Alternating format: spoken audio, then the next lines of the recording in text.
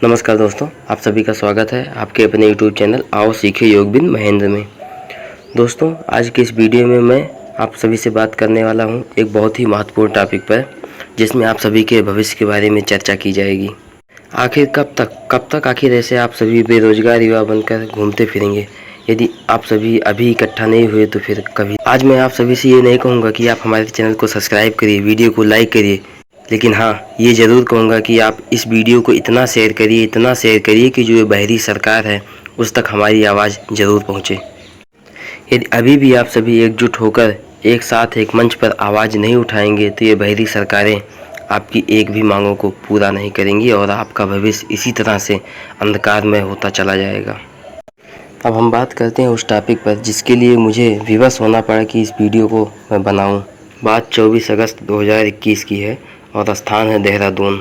उत्तराखंड के योग प्रशिक्षित युवा बेरोजगारों ने 24 अगस्त 2021 को शांतिपूर्वक अपनी मांगों के साथ विधानसभा के लिए एक मार्च निकाला। लेकिन रास्ते में होता क्या है, जब योग प्रशिक्षित बेरोजगार अपनी मांगों के साथ विधानसभा की तरफ आगे बढ़ते हैं तो रास्ते में ही सरकार की तरफ इन प्रशिक्षित युवा बेरोजगारों को बीच रास्ते से ही गिरफ्तार कर अन्यत्र जगहों पर भेज दिया जाता है, जिससे कि ये सभी फिर से एक साथ एकजुट होकर अपनी आवाज़ को उठा ना पाएँ। इस मामले के चलते हमने एक योग प्रशिक्षित युवा बेरोजगार से बात की। आप उनकी और हमारी इस बातचीत को सुने और उसके बाद वहाँ की कुछ फुटेज मैं आपको दिखाता हूँ। वहाँ पे ऐसा हुआ कि जैसे उन्होंने भीड़ ज्यादा देखी और हमारा जो मकसद था मेन विधानसभा की तरफ जाने का था। जी ठीक है जी। लेकिन पुलिस को जो है पहले से उन्होंने सूचना दे दी कि ये आगे इधर कुछ करेंगे तो प्रॉब्लम हो सकती है हमारे। तो इन्होंने क्या किया, बहुत सारी पुलिस के बल्क में भेजा इन्होंने। होंगे ऐसी 35 थे मान लीजिए आप, ठीक है जी इतने तक थे उसमें। तो इन्होंने क्या किया, फिर हम लोगों को घेरना चालू किया और जो मेन थे बोलने वाले सबको भर के 35-40 लोग थे, हमको गाड़ी में भर के इन्होंने वही 4.5-5 घंटे तक का इन्होंने परेशान किया थोड़ा कि ताकि ये वहाँ उधर ना जाए। जब तक वो सेशन क्लोज नहीं हुआ उनका सत्र का, उसके बाद जैसे वो सत्र क्लोज हो गया उन्होंने गाड़ी में घुमा के काफी दूर, फिर उसके बाद छोड़ दिया सबको। मतलब आप लोगों को अलग अलग जगह पर छोड़ दिए कि जिससे फिर आप लोग इकट्ठे ना हो। हाँ, इकट्ठे क्या दूर में छोड़ा। और बाकी सीन क्या हुआ कि ताकि ये दोबारा वहाँ ना पहुंचे, मेन मकसद वहाँ जाने का था हमारा। तो आप जानते हो, हम जानते कितने साल से आपने भी योगा किया होगा, इस फील्ड में होंगे, हम भी इस फील्ड में हैं और कर भी रहे हैं, करा भी रहे हैं, सीख भी रहे हैं, सिखा भी रहे हैं, हर चीज चल रहा है इसमें। लेकिन बात आती है कि गवर्नमेंट डिग्री डिप्लोमा तो करवाती है लेकिन वैकेंसी स्कूल लेवल पे निकालती नहीं है। बिल्कुल, स्कूल लेवल पर अभी इसका कोई वो ही नहीं, चर्चा ही नहीं हो रही सरकार की तरफ से। तो हमारा जो मेन मकसद था, पहले भी हम योग विषय को अनिवार्य शिक्षा में जोड़ा जाए, योग को स्वतंत्र विषय बनाया जाए, इस तरह की हमारा मुद्दा था। वही मुद्दा लेके हमने अभी भी चले हैं। हमने हमारे जो बैनर थे वो हम इसी तरह के बैनर हमने बनाए हैं। तो हम चाह रहे कि ये आगे भी इसी तरह की आवाज उठे, तो केवल योग एक एजुकेशन में ही नहीं, अन्य क्षेत्र में भी। देखिए, कहने की बात यह है, जैसे स्कूल में विद्यालय शिक्षा में अगर योग अनिवार्य होता है तो विद्यालय शिक्षा में एक स्वतंत्र सब्जेक्ट बनाया जाए। जैसे आपके ये हैं फिजिकल एजुकेशन है, आपका ड्राइंग सब्जेक्ट हो जाता है। तो इस तरह की ये अपने एक फ्रीडम है इनमें, ये स्वतंत्र सब्जेक्ट है। इस तरह से योग को भी एक स्वतंत्र सब्जेक्ट बनाया जाए तो, और योग विषय योग शिक्षक द्वारा ही पढ़ाया जाए। हमारा मेन मोटो ये है कि योग एक स्वतंत्र सब्जेक्ट हो, पहली क्लास से 12वीं क्लास कक्षा तक योग को स्वतंत्र विषय के रूप में पढ़ाया जाए। और दूसरा ये है कि योग विषय योग शिक्षक द्वारा ही स्कूलों में पढ़ाया जाए। इसके साथ साथ अन्य जैसे हेल्थ डिपार्टमेंट है, जैसे हॉस्पिटल है, आपके पुलिस सेक्टर है, इनमें भी योग की वैकेंसी निकाली जाए ताकि ये भी डिपार्टमेंट स्वस्थ रहें, फिट रहें पुलिस वाले भी। हर जगह ये आवश्यकता है। हाँ, इसकी आवश्यकता हर सेक्टर में है। आपने वीडियो में देखा और सुना होगा कि किस तरह से इन लोगों की आवाज़ों को राज्य सरकारों द्वारा दबाया जा रहा है, जबकि ये सरकारें केवल क्या करती हैं, जब भी आप कुछ करने जाते हैं या अपनी आवाज़ को बुलंद करते हैं तब बस केवल आपको अधिकारियों द्वारा या प्रशासन द्वारा केवल आश्वासन ही दिया जाता रहा है। चाहे हम बात करें किसी भी राज्य सरकार की, चाहे वो उत्तर प्रदेश की सरकार हो, हरियाणा की सरकार हो, या राजस्थान की सरकार हो, महाराष्ट्र की हो, या फिर चाहे वह उत्तराखंड की ही सरकार क्यों न हो, हर सरकारों ने बस केवल प्रशिक्षित युवा बेरोजगारों को भटकाने का कार्य ही किया है। इन योग प्रशिक्षित युवा बेरोजगारों की मांग थी कि योग को स्कूलों में एक स्वतंत्र विषय के रूप में लागू किया जाए साथ ही इसको जल्द से जल्द इसकी नियुक्ति भी की जाए। साथ ही इस अनिवार्य विषय को पढ़ाने के लिए केवल योग डिग्री धारक को ही इसमें नियुक्ति दी जाए। इस तरह से उनकी ये शांतिपूर्वक मांग थी, लेकिन राज्य सरकार ने किया क्या इन लोगों के साथ, इन लोगों को पुलिस वैन में भरकर अन्यत्र जगह पर छोड़ दी, जिससे ये लोग फिर एक साथ एकत्रित न हो पाए।